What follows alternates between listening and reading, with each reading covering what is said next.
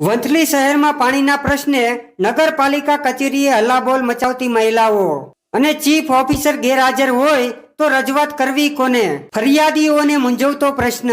વંથલી શહેરમાં છેલ્લા ઘણા સમયથી ગંધાતું પીવાનું પાણી વિતરણ કરવામાં આવતું હોવાની ફરિયાદ ઉઠતા આજે વોર્ડ નંબર 3 ની બહેનો નગરપાલિકા કચેરી ખાતે આવીને રોષ ઉઠાવ્યો હતો.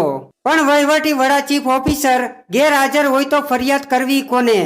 એટલે બહેનોએ હલ્લાબોલ કરી આક્રમક રજૂ કરી હતી. વંથલી શહેરમાં છેલ્લા ઘણા સમયથી ગટરનું ગંધાતું પીવાનું પાણી વિતરણ કરવામાં આવતું હોવાથી પાણીજન્ય અને ચામડીના રોગ વધી રહ્યા છે અને હવે આનું જવાબદાર કોણ?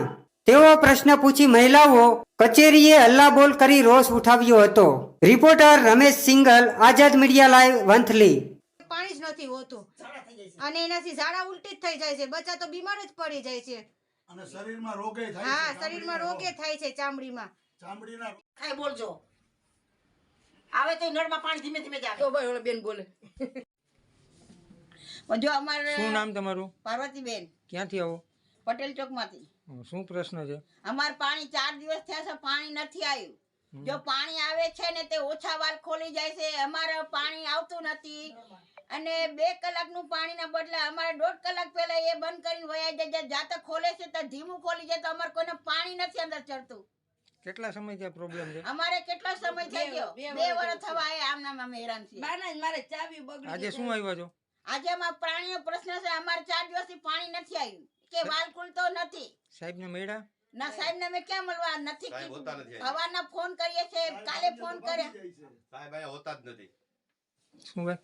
સાહેબ અહીંયા ગમે તે બે વાર તપાસ કરવા આવ્યો તો હોતા જ નથી. હમણાં 2 વાર ફોન કર્યા તો હાલો હાલો કરીને ફોન કાપી નાખે છે, વાત નથી કરતા.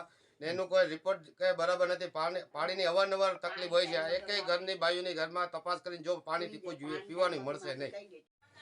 મારું નામ વિરમભાઈ દેવજીભાઈ સોલંકી છે. વોર્ડ નંબર 2 માં રહું છું.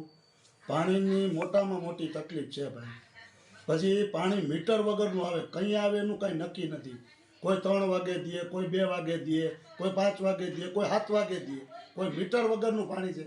આવે પાણી ભરાય ના ભરાય ત્યાં પાણી વયું જાય છે, બરોબર છે. પછી બીજા નંબરમાં 3 કે 4 દિવસ ત્યાં પાણી આવ્યું નથી. અટાણે અમારા ઘરમાં પીવાનું પણ પાણી નથી. અહીંયા અમે રજૂઆત લઈને આવ્યા છે એ પંચાયતે, તો જે કેની પાસે મારે રજૂઆત કરવી, આ કોઈ રજૂઆત સાંભળવાનું નથી. પાણી કેવું આવે છે? પાણી ખરાબ આવે છે, પાણીમાં વાસ આવે છે. પણ છતાંય રોડવીએ છીએ કે આખું ગામ પીએ આપણે પીએ, પણ પાણી પીધા જેવું નથી અટાણે.